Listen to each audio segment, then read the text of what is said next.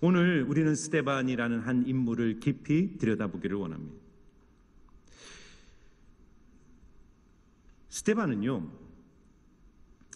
예를 들면 사도행전 2장과 4장에 베드로의 설교가 등장하는데, 이 베드로의 설교는 3,000명을 회심시키죠. 5,000명을 회심시킵니다. 베드로의 설교를 듣고 엄청난 사역적 성공들을 경험하게 됩니다. 그런데 스데반이 선교했을 때 단 한 명의 회심자도 없었어요. 스데반의 설교는 사람들의 칭송과 갈채와 회심을 이끌어내는 것이 아니라 오히려 사람들의 분노의 불을 질러 설교를 한 후에 스데반은 그 자리에 돌을 맞아 순교를 하게 됩니다. 세상적 시각으로 볼 때 스데반의 사역은 실패했다. 그는 실패자다. 그는 낙오자다. 그리고 그는 이 소위 막말로, 그 당시에 유대인들은 그런 말을 했을지도 몰라요. 야, 스데반은 정말 개죽음을 당했구나. 거리에서 저렇게 설교 잘못 한번 했다가 돌에 맞아 죽는 저 스데반의 죽음은 너무너무 비참하구나, 이렇게 말하지 않았겠습니까? 어쩌면 우리도 그런 시각으로 스데반을 바라볼 수 있어요. 이것이 바로 우리가 인생을 바라보는 시각의 오류입니다. 우리는 성공, 사람들의 갈채, 명성, 이것들을 통해 한 사람의 인생이 성공했느냐 실패한가를 평가합니다. 그러나 저는 확신해요. 성경에 등장하는 인물 중에 하나님 앞에 가장 위대한 성공을 거둔 한 인물이 있다면 저는 그는 스데반이라고 확신합니다. 왜냐하면 스데반을 통해 이 사도행전의 복음의 역사에 획기적인 돌파구가 열리고 새로운 문이 열리기 시작했기 때문입니다. 오늘 우리는 스데반의 인생 속에 있는 그 영광의 실체가 무엇인지를 함께 나누고자 합니다. 여러분, 오늘 우리가 읽은 본문을 잘 들여다보면요, 두 얼굴이 등장해요. 하나는 악의와 분노로 스데반을 향해 돌을 던져 스데반을 죽이려 하는 사내들인 공의회와 유대인들의 악마와 같은 얼굴. 그러나 자기를 죽이는 그 사람들을 향해 중보하며 저들의 죄를 용서해 달라고 기도하며 순교하는 천사와 같은 스데반의 얼굴입니다. 한 사람의 얼굴은 그의 내면을 말해주는 것입니다. 그래서 얼굴이란 말이 얼꼴에서 왔다 그래요. 얼이 우리의 영혼이고 굴이라는 것은 꼴에서 온 건데, 이 꼴은 모양이에요. 한 사람의 내면, 한 사람의 내면에 있는 빛이 얼굴에 드러날 때 그의 얼굴은 한 사람의 내면과 인생을 보여주는 것입니다. 우리는 어떻게 이 세상 속에서 하나님의 빛을 드러내는 하나님의 사람으로 쓰임받을 수 있을까? 우리 옆에 계신 분들 한번 인사하실 때 이렇게 한번 인사했으면 좋겠어요. 얼굴을 똑바로 쳐다보면서 한번 인사하세요. 얼굴이 전도지입니다. 이렇게 하면서. 네. 어떻게 옆에 계신 분 전도지가 구겨지지는 않았는지. 네. 우리 얼굴이 전도지. 우리 얼굴을 통해 하나님의 영광을 비춰내는 스데반 같은 삶을 살아야 돼요. 자, 여러분, 오늘 스데반의 삶의 비밀을 함께 나눌 때 첫 번째는요, 집중이 능력을 만든다는 것입니다. 우리 8절 말씀을 한번 같이 읽어보았으면 좋겠어요. 8절 같이 했습니다. 시작. 스데반이 은혜와 권능이 충만하여 큰 기사와 표적을 민간에 행하니. 자, 여기 참 재미있는 표현이 있어요. 스데반을 소개할 때 스데반은 기사와 표적을 민간에 행했다, 이렇게 말합니다. 그런데 기사와 표적을 행했다라는 표현이 복음서와 사도행전에 많이 등장하는데, 그것은 절대적으로 예수와 예수님의 제자인 사도들에게만 해당하는 말이었어요. 예수님은 당연하죠. 하나님의 아들이고 신성을 가지고 계시니 그분이 이 땅에 오셔서 기적을 행하고 표적을 행하는 것은 하나도 이상한 것이 아닙니다. 내가 하나님이다라는 것을 증명하기 위해서 주님은 기적을 행하신 거예요. 그리고 그 하나님의, 예수님의 능력과 권세를 위임받은 12명의 제자들인 사도들이 사도행전 2장과 4장에 사도들의 손을 통하여 민간의 표적과 기사가 일어났다는 표현이 반복되는 것도 이상한 것이 아니죠. 왜냐하면 그들은 3년 동안 예수님과 동고동락하며 예수님으로부터 모든 권세를 위임받은 예수님의 사도들이었기 때문이에요. 그런데 여러분, 스데반을 생각해 보세요. 이 스데반이 누굽니까? 스데반은 예수님을 만난 적도 없어요. 스데반이 예수님을 믿은 것은 베드로의 설교를 통해 불과 몇 년, 1, 2년 정도밖에 되지 않은 새 가족인 거예요. 그럼에도 불구하고 이 스데반은요, 성령과 권능이 충만하여 기사와 표적을 행했다라는 이 놀라운 표현이 이 스데반의 삶을 통해 드러나는 거예요. 더 놀라운 것은요, 7장에 스데반의 설교가 나오는데 사도행전을 보면 한 12편의 설교가 나옵니다. 바울의 설교, 베드로의 설교, 그리고 유일하게 이 평신도인 스데반의 설교가 나오는데, 신학자들은 스데반의 설교의 깊이, 신학적 그 아주 체계성, 이런 설교학적으로 어쩌면 가장 위대한 설교를 스데반의 설교라고 평가하는 거예요. 그러니까 여러분, 이 스데반이 사도와 견주어 볼 때 스데반이 갖고 있었던 능력과 지혜와 말씀의 권능이 사도들과 견주어 볼 때 조금도 부족하지 않았다는 것입니다. 어떻게 그럴 수 있었을까요? 이 스데반이 갖고 있는 영적인 파워와 영향력은 어디로부터 나오는 것일까요? 그것은 스데반이 온 마음과 중심을 다해 하나님께 집중하는 사람이었기 때문이에요. 그래서 여러분, 오늘 이 스데반을 묘사할 때 중요한 표현이 8절과 10절에 등장하는데, 스데반에 대해서 스데반은 은혜와 권능이 충만하였다 이렇게 말해요. 스데반은 10절에 지혜와 성령이 충만하였다 이렇게 말하는 거예요. 그러니까 스데반이 가고 있는 본성, 선함, 인간의 종교적 노력으로부터 뭔가가 흘러나오는 것이 아니라 스데반이 하나님으로부터 무엇인가를 받아 그의 영혼과 존재가 충만함으로 사도 이상의 영향력을 가진 평신도로 이 선교의 물꼬를 새롭게 트는 정말 역사의 전환점을 갖는 중요한 인물로 등장하는 것입니다.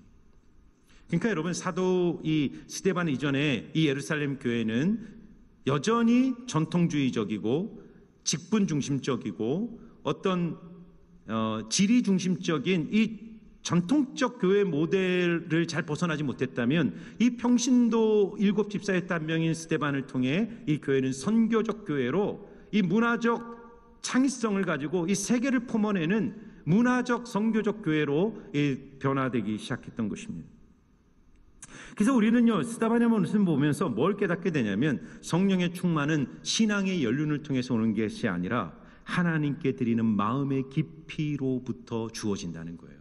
내가 얼마나 오랜 세월의 신앙생활 했느냐 보다 중요한 게, 내가 오늘 이 순간 마음을 다해, 목숨을 다해, 힘을 다해, 뜻을 다해 하나님께 내 마음을 드리며 주님께 집중하고 있는가가 내 영혼 속에 충만하게 임하는 성령의 권능을 보장해 준다는 것입니다. 예수님이 크고 첫째 되는 계명이 무엇이냐라는 질문을 받았을 때 주님이 뭐라고 말하죠? 하나님을 사랑해라 이렇게 말하는데, 중요한 것은 하나님을 사랑하라가 아니라 그 앞에 있는 말들이에요. 마음을 다하고, 목숨을 다하고, 뜻을 다하고, 힘을 다하여. 이 말은 뭐냐? 다른 말로 하면 너의 존재 전부를 다해 하나님께 집중하라는 것입니다. 스데반처럼 저는 여러분들이 은혜와 권능으로 충만하기를 주의 이름으로 축원합니다. 지혜와 성령으로 충만하시기를 주의 이름으로 축원합니다. 마음을 다해, 뜻을 다해, 힘을 다해, 목숨을 다해 하나님을 사랑하시기를 주의 이름으로 축원합니다. 그런데 어떻게 그렇게 사랑할 수 있죠? 어떻게 그렇게 사랑할 수 있습니까? 여러분, 제가 여러분에게 드리고 싶은 말씀이 있어요.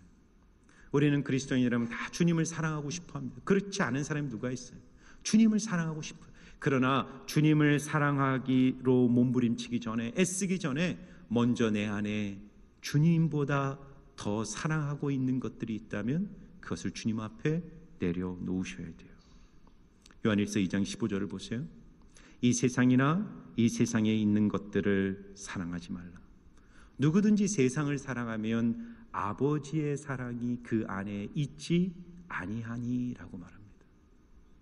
세상을 향한 사랑과 하나님을 향한 사랑은 물과 기름과 같아서 공존할 수가 없는 거예요.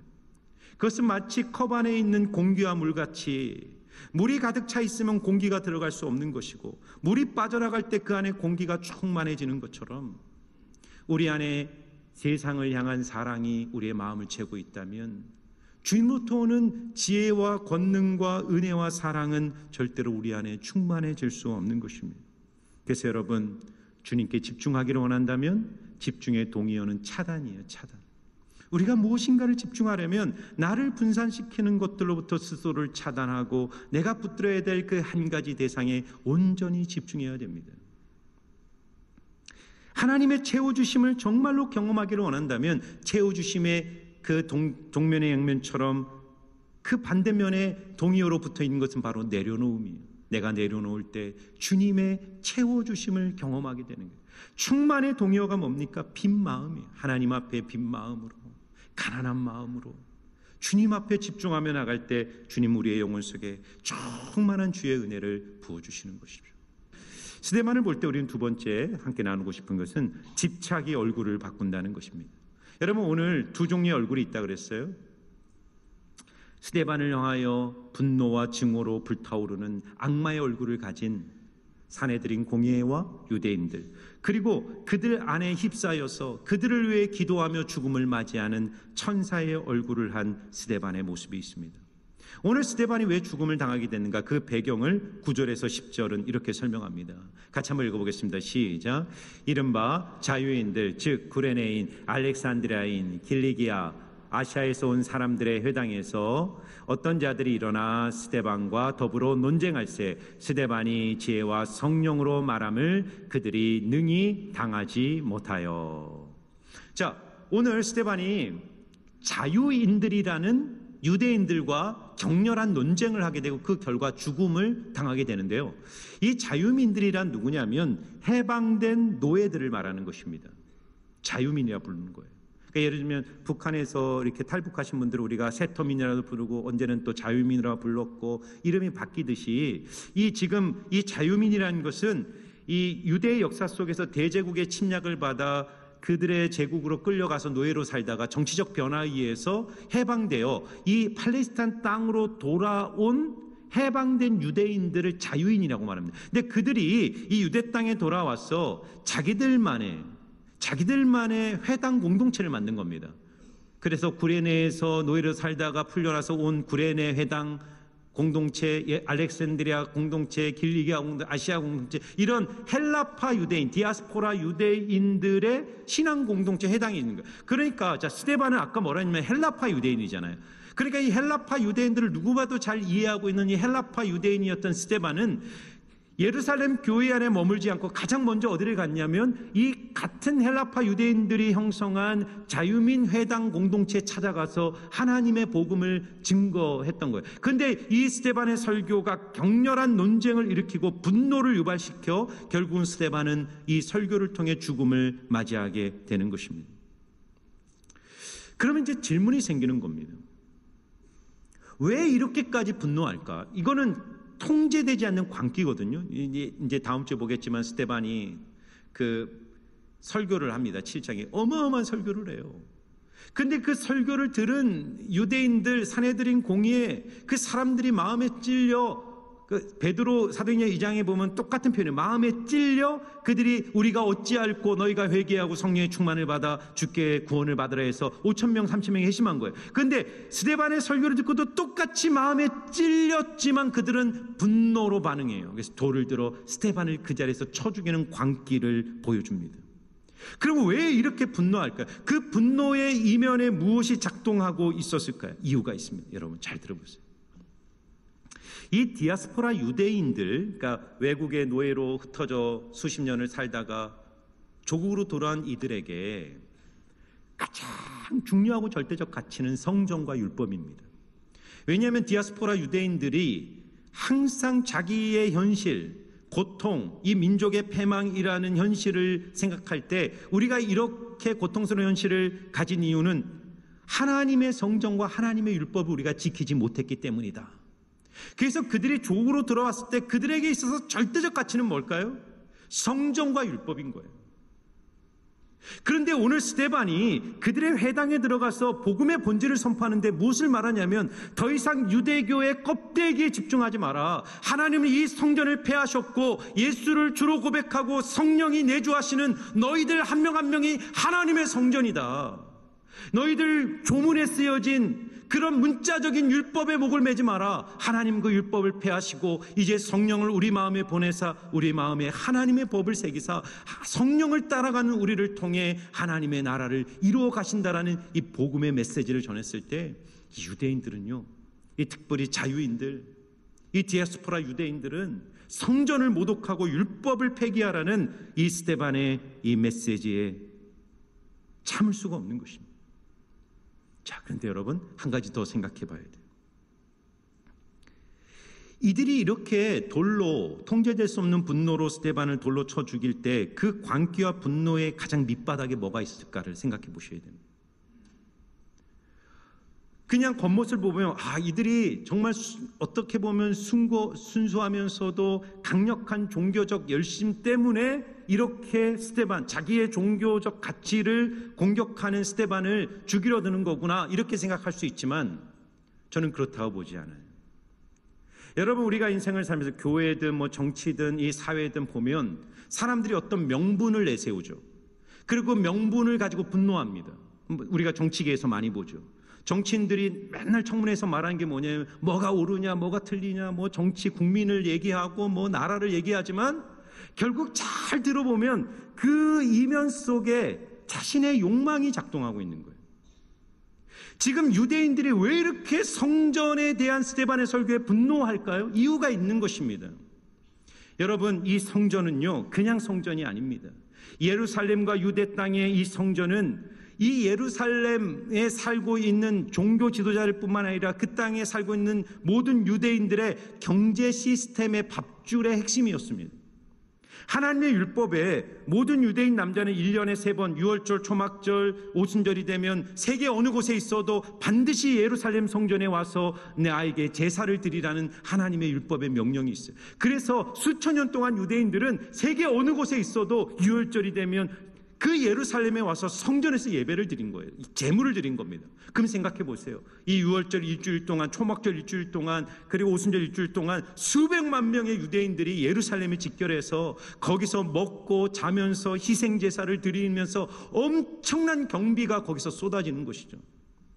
그 수익과 경제적 가치가 그 유대 예루살렘에 사는 수많은 사람들의 경제적 이익의 핵심이었고, 특별히 산헤드린 공의회는 거기서 발생하는 수많은 이익을 뒤에서 착복하며 경제적 부와 이익을 누렸던 거예요. 그런데 예수님도 스데반도 사도 바울도 하나님이 이 성전을 폐하셨다라고 했을 때 그것은 그들의 분노에 불을 지르는 사건이었던 겁니다. 여러분, 오늘 유대인들의 모습을 보면서 우리 자신 한번 성찰해 봐야 됩니다. 욕망이 내 영혼을 채우면 진리가 들리지 않습니다. 오늘 유대인들은 스데반의 메시지의 진리를 들을 수 있는 마음의 공간이 없어요. 이 유대인들이, 이 자유인들이 사람들을 매수하고 거짓 증인을 세워 스데반을 거짓으로 고소하고 온갖 악의와 거짓으로 고소할 때 이 유대인들과 산헤드린 공회에는 그 진리를 판단한 마음 자체에 여유가 없어요. 왜 그렇습니까? 성전을 무너뜨린다는 그 말 한마디는 그들의 욕망의 이해의 가장 본질에 닿아 있었기 때문입니다. 우리의 욕망이 우리의 영혼을 채우면 하나님의 진리를 들을 수가 없어요. 여러분 보세요. 오늘 두 종류의 사람이 있는 것 아닙니까? 성령 충만하여 진리를 위해 사람들에게 기꺼이 자기 목숨을 내어주는 스데반이 있는 반면, 욕망으로 충만하여 자신의 이익을 위해 타인의 목숨을 빼앗는 산헤드린 공회와 유대인들의 모습을 우리는 보게 됩니다.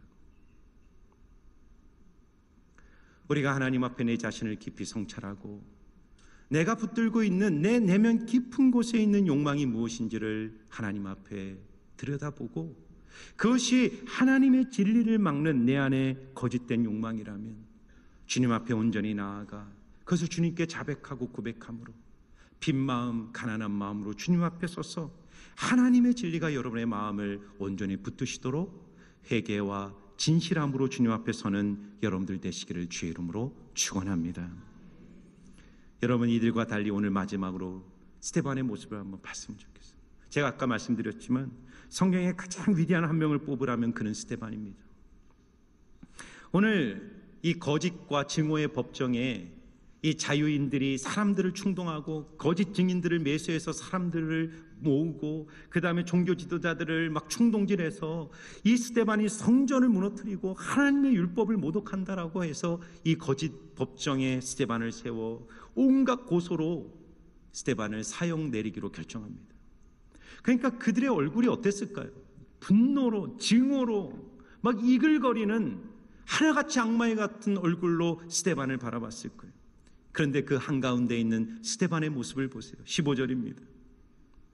공회 중에 앉은 사람들이 다 스데반을 주목하여 보니 그 얼굴이 천사의 얼굴과 같더라. 여러분, 이게 어떻게 가능할까요? 억울하게 모함을 당하고 억울하게 모독을 당하고 지금 풍전등화와 같이 곧 죽음이 자기 앞에 밀려오는 그때 사람들이 그 스데반의 얼굴을 보는데 그 얼굴이 천사의 얼굴처럼 빛나고 있는 것입니다. 그 이유를 사도행전 7장 55절과 56절은 이렇게 기록하고 있습니다. 그들이 이 말을 듣고 마음에 찔려 그를 향하여 이를 갈거늘 스데반이 성령 충만하여 하늘을 우러러 주목하여 하나님의 영광과 및 예수께서 하나님 우편에 서신 것을 보고 말하되 보라 하늘이 열리고 인자가 하나님 우편에 서신 것을 보노라 한데, 지금 스데반이요, 보세요. 모든 사람들이 자기 욕망과 이익에 주목하면서 욕망의 시선으로 자기의 삶을 주목하고, 그리고 분노의 시선으로 그 욕망을 방해하는 스데반을 바라보고 있을 때, 그 스데반은 눈을 들어 하늘을 바라보며 하나님 보좌 우편에 서서 자기를 향하여 두 팔을 벌리고 서신 예수님의 얼굴을 스데반은 바라보고 있는 것입니다. 그리고 그 두 시선의 결과는 무엇입니까? 욕망의 시선은 의인을 향하여 돌을 던지는 범죄로 결론을 맺지만, 하나님의 시선으로 하나님께 시선을 맞춘 스데반의 입술 속에 어떤 고백이 흘러나옵니까? 7장 59절과 60절입니다. 우리 같이 한번 읽어볼까요? 같이 읽습니다. 시작. 그들이 돌로 스데반을 치니 스데반이 부르짖어 이르되 주 예수여 내 영혼을 받으시옵소서 하고 무릎 꿇고 크게 불러 이르되 주여 이 죄를 그들에게 돌리지 마옵소서, 이 말을 하고 자니라. 아멘. 여러분, 이게 스데반의 훌륭함으로부터 나오는 것일까? 저는 그렇다고 보지 않습니다. 여러분 보세요. 한 사람의 인생은 악마가 될 수도 있고 천사가 될 수도 있는 거예요. 근데 한 사람의 인생이 어느 순간에는 악마로 가고 어느 순간에는 천사처럼 가는 그 결정적 계기는 그가 무엇에 집중하며 살고 있느냐가 그의 인생의 길을 결정하는 거예요. 오늘 여러분, 이 스데반을 향하여 돌을 던지는 그 수많은 사람들 중에 가장 앞에서 가장 악마스러운 얼굴을 하고 이 모든 일을 주도하는 한 사람이 등장하는데, 그가 누구냐면 후에 바울이 된 사울이라는 청년이 그 자리에 있어요. 여러분, 제가 스데반의 이 어떻게 보면 실패죠. 한 명의 핵심자도 얻지 못하고 칭송이나 갈채가 아니라 사람들로부터 돌에 맞아 죽은 이 스데반의 사역이 이 사도행전에서 가장 중요한 전환점을 만들어냈다는 이유가 바로 여기 있습니다. 여러분, 사울은요, 돌을 들어 스데반을 쳐서 죽이는데 그 천사와 같은 얼굴로 자신을 위해 중보하고 기도하는 스데반의 모습을 보며 내면 깊은 곳에 깊은 충격을 받습니다. 스데반 안에 저의 존재 속에 뭔가 초월적 힘이 있구나. 그렇지만 그런 것을 감지했음에도 불구하고 이 사도 바울은 자기 마음에 있는 사울은 이 욕망, 이 권력욕, 이 종교욕, 자기의의 이 욕망에 끌려서 이 다메섹까지 가서 예수 믿는 사람들을 잡아 죽이려고 정말 막 분노 충천해서 이렇게 가는데, 거기서 부활하신 예수님을 만나면서 깨닫게 돼요. 스데반 안에 있었던 그 초월적 힘의 실체가 바로 부활하신 예수 그리스도였구나.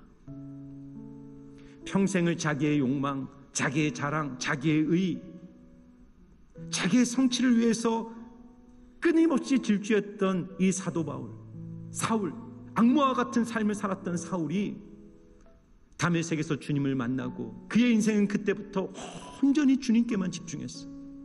내가 한 일 뒤에 있는 것은 다 잊어버리고 그리스도 예수께 잡힌 바 된 것을 잡으려고 표대를 향하여 하나님이 부르신 부름의 상을 내가 바라보고 지금도 달려간다라고 고백하는, 악마와 같던 한 인생이 하나님의 손에 붙들려 세계를 구원하고 기독교의 기초를 놓고 하나님 나라를 이루는 위대한 사도로 쓰임받을 수 있었던 이유는 바울의 시선이 자신의 욕망으로부터 살아계신 예수님께로 시선이 바뀌었기 때문입니다. 사랑하는 성도 여러분, 여러분은 지금 누구를 바라보고 계십니까? 여러분의 시선은 어디를 향하고 있습니까?